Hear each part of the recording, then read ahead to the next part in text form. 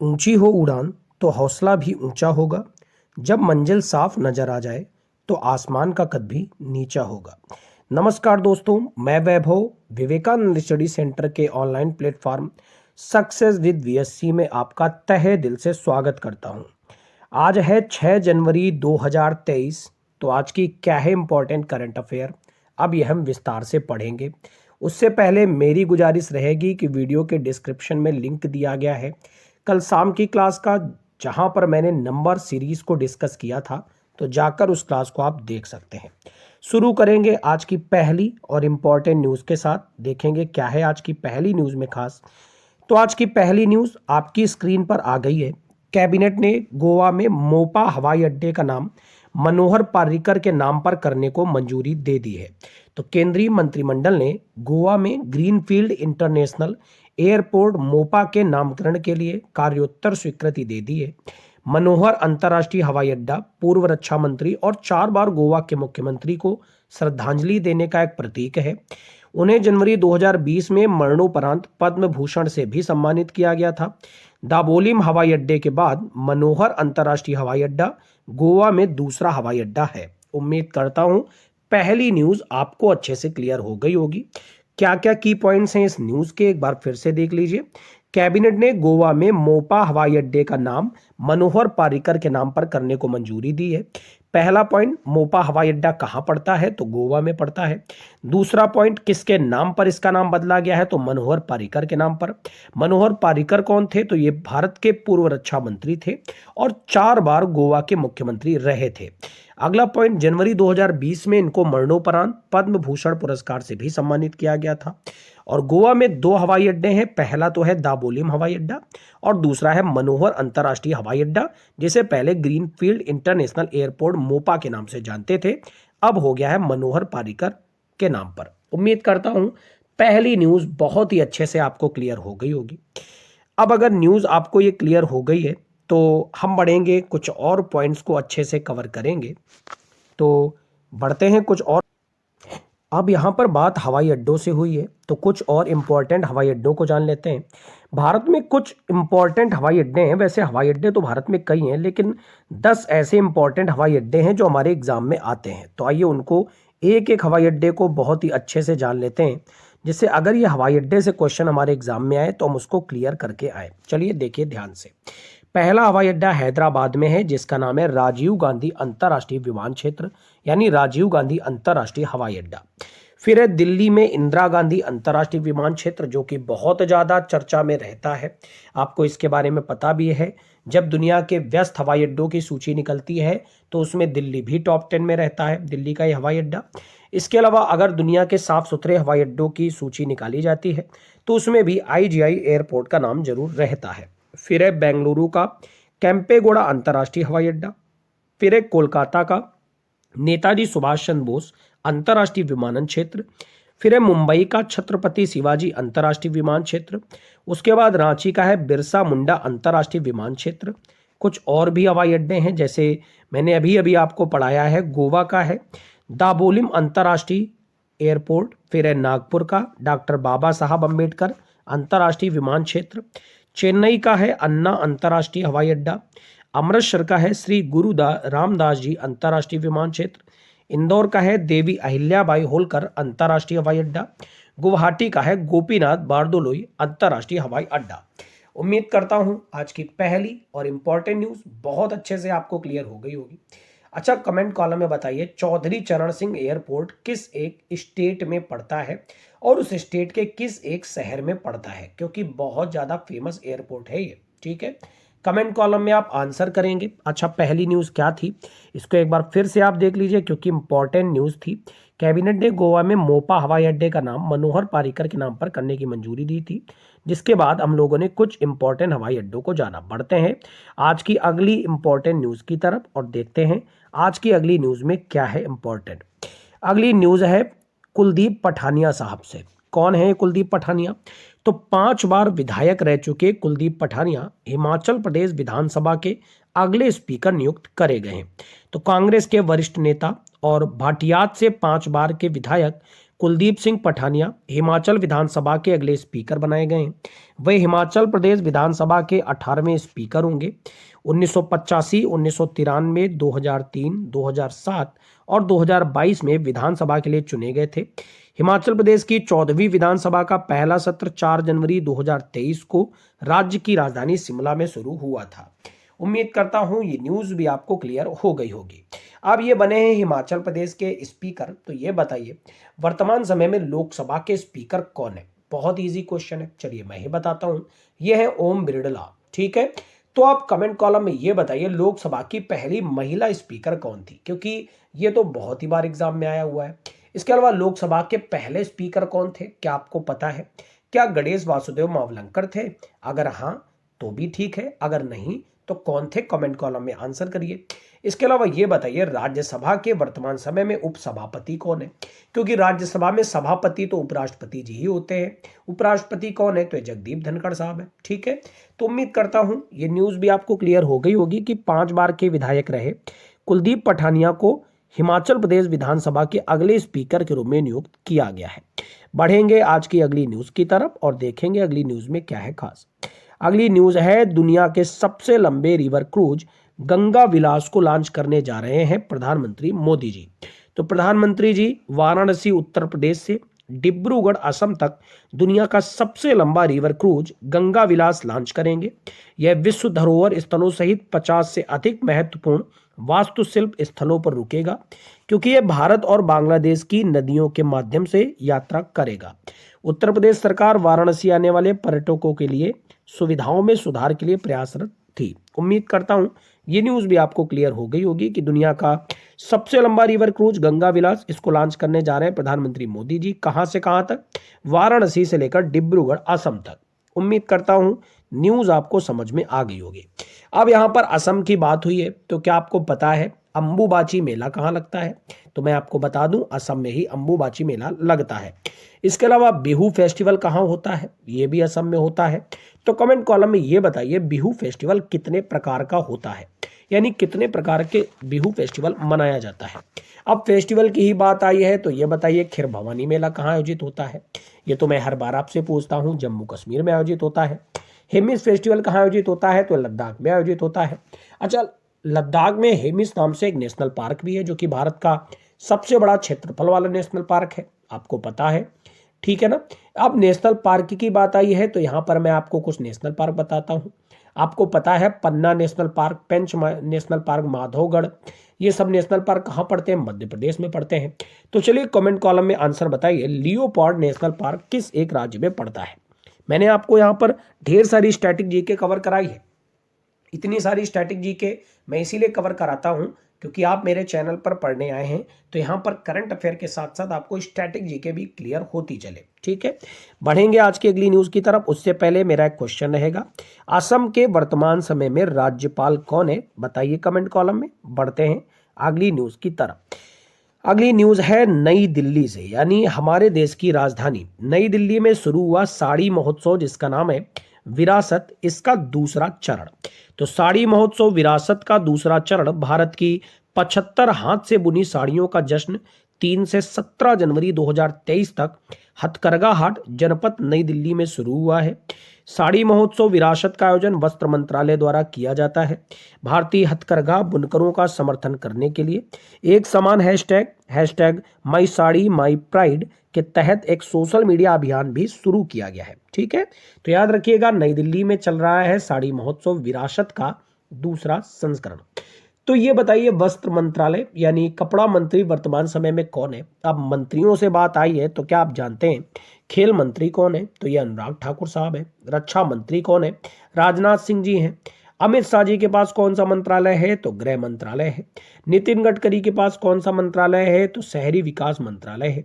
इसके अलावा बात करें कौन है कृषि मंत्री, तो आप ये कमेंट कॉलम में बताइए कि कृषि मंत्रालय इस समय किसके पास है। और ये भी बताइए कि जल शक्ति मंत्रालय के मंत्री कौन है, जो कि हमारे देश का सबसे नया मंत्रालय भी है। ठीक है, और सबसे नवीन नाम बदलने वाला मंत्रालय कौन है? तो एचआरडी मिनिस्ट्री है। ठीक है, मानव संसाधन विकास मंत्रालय, जो अब शिक्षा मंत्रालय के रूप में जाना जाता है। कौन है मंत्री? तो धर्मेंद्र प्रधान साहब। ठीक है, बढ़ते आज की अगली न्यूज की तरफ। अगली न्यूज है स्वीडन देश से। स्वीडन देश से क्या है न्यूज, स्वीडन ने 6 महीने की यूरोपीय संघ परिषद की अध्यक्षता ग्रहण करी है। तो स्वीडन ने 1 जनवरी को अगले 6 महीनों के लिए यूरोपीय संघ परिषद की अध्यक्षता संभाली है। स्वीडन की अध्यक्षता फ्रांस, चेक गणराज्य और स्वीडन तिकड़ी में अंतिम होगी, जो 2022 से 2023 के मध्य 18 महीने की अवधि के लिए अध्यक्ष की भूमिका निभाएंगे, यानी 6-6 महीने तीनों देश। ठीक है। 1995 में यूरोपीय संघ में शामिल होने के बाद से स्वीडन ने 2001 और 2009 में अध्यक्ष पद संभाल रखा है। यह यूरोपीय संघ के सदस्यों में से एक है। उम्मीद करता हूं न्यूज आपको क्लियर हो गई होगी। अब यूरोपीय संघ की बात आई है तो कुछ यूरोपीय संघ के बारे में भी जान लेते हैं। यूरोपीय संघ की बात करें तो यूरोपीय संघ एक अंतर्राष्ट्रीय संगठन है जिसमें 27 यूरोपीय देश शामिल हैं और सामान्य आर्थिक, सामाजिक और सुरक्षा नीतियों को नियंत्रित करते हैं। 1993 में maastricht संधि लागू होने पर संघ को इसकी नागरिकता के साथ स्थापित किया गया था। यूरोप में शांति और लोकतंत्र को बढ़ावा देने के लिए यूरोपीय संघ को 2012 में शांति के लिए नोबेल पुरस्कार से भी सम्मानित किया गया था। इसका मुख्यालय ब्रुसेल्स, बेल्जियम में है। उम्मीद करता हूं न्यूज आपको क्लियर हो गई होगी। यहां पर हेडक्वार्टर वाला क्वेश्चन आया है तो मैं आपसे कुछ हेडक्वार्टर भी पूछूंगा, क्योंकि मैंने शाम की क्लास में जो स्टैटिक जीके मैंने कराई है उसमें एक हेडक्वार्टर का वीडियो भी मैंने किया हुआ है। तो जिसको हेडक्वार्टर नहीं पता है वो जाकर वो वीडियो देख सकते हो। इसके अलावा मैं आपसे कुछ हेडक्वार्टर पूछता हूं, तो ये बताइए इंटरनेशनल लेबर ऑर्गेनाइजेशन यानी ILO का हेडक्वार्टर कहां पड़ता है? WMO यानी वर्ल्ड मेट्रोलॉजिकल ऑर्गेनाइजेशन का हेडक्वार्टर कहां पड़ता है? इसके अलावा बात करें तो WIPO यानी वर्ल्ड इंटेलेक्चुअल प्रॉपर्टी ऑर्गेनाइजेशन का हेडक्वार्टर कहां पड़ता है? सारे क्वेश्चंस के आंसर आप कमेंट कॉलम में जल्दी जल्दी से आंसर दीजिए। ठीक है, बढ़ेंगे आज की अगली न्यूज की तरफ। आज की न्यूज में क्या है खास, उससे पहले मैं आपको बता दूं स्वीडन की राजधानी का नाम क्या है? स्टॉकहोम है। स्वीडन में ही नोबेल पुरस्कार दिए जाते हैं, आपको पता ही है। स्वीडन में 5 क्षेत्रों में नोबेल पुरस्कार दिए जाते हैं। एक क्षेत्र है शांति का, उसका पुरस्कार कहाँ दिया जाता है ये आप कमेंट कॉलम में बताएंगे। बढ़ते हैं आज की अगली न्यूज की तरफ। अगली न्यूज है JAGA मिशन के लिए ओडिशा ने जीता है वर्ल्ड हैबिटेट अवार्ड 2023।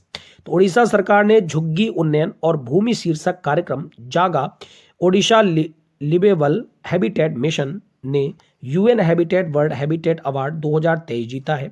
यह पुरस्कार हर साल UN हैबिटेट के साथ साझेदारी में यूनाइटेड किंगडम स्थित एक संगठन वर्ल्ड हैबिटेट द्वारा दिया जाता है। इसका लक्ष्य ओडिशा को 2023 के अंत तक झुग्गी मुक्त बनाने वाला भारत का पहला राज्य बनाना है। न्यूज आपको क्लियर हो गई होगी। जागा मिशन के लिए उड़ीसा ने जीता है वर्ल्ड हैबिटेट अवार्ड 2023। उड़ीसा राज्य की बात करें, राजधानी भुवनेश्वर है, बहुत ही सुंदर राज्य है उड़ीसा। उड़ीसा में बात करें तो नवीन पटनायक जी की सरकार है, जो कि बीजू पटनायक जी के पुत्र हैं, जिन्होंने बीजू जनता दल की स्थापना अपने राज्य में करी थी। कौन है यहाँ के गवर्नर, ये तो आप कमेंट कॉलम में बताएंगे। उड़ीसा में ही पाराद्वीप रिफाइनरी पड़ती है, व्हीलर द्वीप पड़ता है जिसका नाम बदलकर अब्दुल कलाम द्वीप हो चुका है। तो इसके अलावा आप ये भी जानते होंगे भारतीय हॉकी को गोद ले रखा है उड़ीसा राज्य ने, यानी भारतीय हॉकी का जितना खर्च आता है उड़ीसा राज्य उठाता है, क्योंकि उड़ीसा राज्य ने इसको गोद ले रखा है। अब भारतीय हॉकी टीम की बात आई है तो आप ये बताइए भारतीय महिला हॉकी टीम की कप्तान वर्तमान में कौन है और भारतीय पुरुष हॉकी टीम के कप्तान कौन है? कमेंट कॉलम में छाप दीजिए। बढ़ेंगे आज की अगली न्यूज की तरफ। अगली न्यूज है SFSS। तो SFSS के तहत 1 वर्ष के लिए 5 किलो चावल मुफ्त प्रदान करने जा रही है उड़ीसा सरकार, यानी उड़ीसा से बैक टू बैक न्यूज देखने को मिल रही है। नवीन पटनायक साहब ने अगले 1 वर्ष के लिए राज्य खाद्य सुरक्षा योजना यानी SFSS के लिए लाभार्थियों को प्रति माह 5 किलो चावल मुफ्त में वितरित करने का निर्देश दिया है। उड़ीसा सरकार ने उन गरीब लोगों के लिए 2 अक्टूबर 2018 को अपनी स्वयं की राज्य खाद्य सुरक्षा योजना शुरू करी है, जो राष्ट्रीय खाद्य सुरक्षा अधिनियम 2013 के तहत शामिल नहीं थे। तो याद रखिएगा, बात यहाँ पर योजनाओं की आई है तो मैं आपसे कुछ योजनाएं भी पूछूंगा। ये बताइए प्रधानमंत्री उज्ज्वला योजना कब शुरू करी गई थी? इसके अलावा ये भी बताइए प्रधानमंत्री जनधन योजना को किस एक ईयर में शुरू किया गया था? ये सारी योजनाएं बहुत इंपॉर्टेंट हैं और मैं आपको बता दूं वर्तमान समय में आपके जितने भी एग्जाम होते हैं उनमें योजनाओं से क्वेश्चन आता ही है। तो आपको कोई भी योजना दरकिनार नहीं करनी है, एक एक योजना को पढ़ के चलना है। बढ़ेंगे आज की अगली इंपॉर्टेंट न्यूज की तरफ। स्पेन अंतर्राष्ट्रीय कोलकाता पुस्तक मेले का थीम देश होगा। स्पेन 46 नंबर के अंतर्राष्ट्रीय कोलकाता पुस्तक मेले का थीम देश बनने जा रहा है। पुस्तक मेले का आयोजन publishers and book scholars guild द्वारा किया जाएगा। यह मेला 31 जनवरी से शुरू हो रहा है और 12 फरवरी तक चलेगा। कोलकाता के पास 60 लेक में स्थित सेंट्रल पार्क मेला ग्राउंड, जिसे बोई मेला प्रांगण नाम दिया गया है, इसमें आयोजित किया जाएगा। पहली बार बंगाल की दुर्लभ पुंथियों यानी पुरानी हस्तलिखित पांडुलिपियों का प्रदर्शन भी किया जाएगा। तो याद रखिएगा, स्पेन अंतर्राष्ट्रीय कोलकाता पुस्तक मेले का थीम देश बनने जा रहा है। अब यहाँ पर स्पेन देश आया है तो स्पेन देश से कुछ बातें करेंगे जो कि इंपॉर्टेंट होंगी। तो स्पेन देश जो कि दक्षिण पश्चिमी यूरोप में सबसे दूर स्थित एक देश है। यह इबेरियन प्रायद्वीप के लगभग 85% हिस्से पर स्थित है, जिसे वह अपने छोटे पड़ोसी पुर्तगाल के साथ साझा करता है। राजधानी मैड्रिड है। राजा है स्पेन के फिलिप और प्रधानमंत्री हैं पेड्रो सांचेज। स्पेन यूरोपीय संघ में दूसरा सबसे बड़ा देश है और यूरोपीय संघ का चौथा सबसे अधिक आबादी वाला सदस्य देश भी है। उम्मीद करता हूं ये न्यूज़ भी आपको अच्छे से क्लियर हो गई होगी, क्योंकि ये बहुत इंपॉर्टेंट न्यूज़ थी। ठीक है, बढ़ते हैं आज की अगली इंपॉर्टेंट न्यूज़ की तरफ और देखते हैं अगली न्यूज़ में क्या है खास। अगली न्यूज़ है, भारत और फ्रांस ने नई दिल्ली में 36वीं सामरिक वार्ता आयोजित करी है। तो भारत और फ्रांस ने 5 जनवरी को एक उच्च स्तरीय वार्ता के दौरान अपने समग्र सुरक्षा सहयोग का जायजा किया है। राष्ट्रीय सुरक्षा सलाहकार अजीत डोभाल ने भारतीय प्रतिनिधि मंडल का नेतृत्व किया है और फ्रांसीसी प्रतिनिधि मंडल का नेतृत्व फ्रांसीसी राष्ट्रपति के राजनयिक सलाहकार श्री इमैनुअल बोने ने किया है। तो याद रखिएगा, सामरिक वार्ता का अंतिम संस्करण नवंबर 2021 में पेरिस में आयोजित किया गया था। फ्रांस की बात करें तो राजधानी इसकी पेरिस ही है और फ्रांस में ही बहुत सारे हेडक्वार्टर भी पड़ते हैं। आप कोई एक हेडक्वार्टर कमेंट कॉलम में आंसर करिए, कौन सा एक हेडक्वार्टर है, बहुत ही चर्चित है संगठन जिसका हेडक्वार्टर फ्रांस के पेरिस में पड़ता है। कमेंट कॉलम में करें आंसर। बढ़ते हैं आज की आखिरी न्यूज़ की तरफ और देखते हैं आज की आखिरी न्यूज़ में क्या है खास। आखिरी न्यूज़ है, लेकिन ऐसा नहीं है कि आखिरी न्यूज़ इंपॉर्टेंट ना हो, बहुत ही ज़्यादा इंपॉर्टेंट है। ठीक है, नासा के अपोलो 7 मिशन के अंतिम जीवित अंतरिक्ष यात्री वाल्टर का निधन हो गया है। तो नासा के अपोलो कार्यक्रम में क्रू वाले सबसे सफल अंतरिक्ष मिशन के अंतिम जीवित अंतरिक्ष यात्री वाल्टर कनिंघम का निधन हो गया है 90 वर्ष की उम्र में। अपोलो 7 अपोलो अंतरिक्ष यान की क्रू के साथ पहली उड़ान थी। इसे 1968 में national aeronautics and space administration द्वारा लॉन्च किया गया था। इसमें अंतरिक्ष यात्री वाल्टर सिरा जूनियर, डॉन ईशेले और वाल्टर कनिंघम शामिल थे। तो वही वाल्टर कनिंघम का निधन हो गया है जो नासा के अपोलो 7 मिशन के अंतिम जीवित अंतरिक्ष यात्री अभी तक थे। ठीक है, तो ये थी आज की अगली आखिरी न्यूज़ जो कि बहुत ज़्यादा इंपॉर्टेंट थी। नासा अमेरिका की स्पेस एजेंसी है। क्या इसका फुल फॉर्म है मैं आपको बता सकता हूं। इसका फुल फॉर्म है नॉर्थ अमेरिकन स्पेस एजेंसी। ठीक है, और कुछ क्वेश्चंस मेरे यहाँ पर रहेंगे। भारत की स्पेस एजेंसी का नाम क्या है? तो ये इसरो है, इंडियन स्पेस रिसर्च ऑर्गेनाइजेशन। अब आप कमेंट कॉलम में बताइए इसरो के वर्तमान में हेड कौन है। इसरो जब नाम आता है तो डीआरडीओ भी नाम आता है, डिफेंस रिसर्च डेवलपमेंट ऑर्गेनाइजेशन। 1 जनवरी को हम लोगों ने डीआरडीओ डे भी मनाया था, यानी रक्षा अनुसंधान एवं विभाग संगठन। कमेंट कॉलम में आंसर करिए डीआरडीओ का वर्तमान में मुख्यालय कहाँ है और डीआरडीओ के वर्तमान में अध्यक्ष कौन है। तो ये थी आज की ओवरऑल क्लास। आपको क्लास कैसी लगी है आप कमेंट कॉलम में जरूर बताएं। और हाँ, एक काम तो जरूर किया करें, अगर आपको क्लास अच्छी लगा करें तो लाइक बटन पर प्रेस करना ना भूला करें। और हाँ, दोस्तों के साथ शेयर करना तो भूला ही ना करें, क्योंकि शेयरिंग इज केयरिंग। और हाँ, अगर आप चैनल पर आ गए हो तो सब्सक्राइब तो करके ही जाओ। ठीक है, क्योंकि इसी चैनल के माध्यम से बहुत ही जबरदस्त क्लासेस आपको प्रोवाइड कराई जाती हैं। आपका दिन मंगलमय हो। Thank you everyone, God bless you.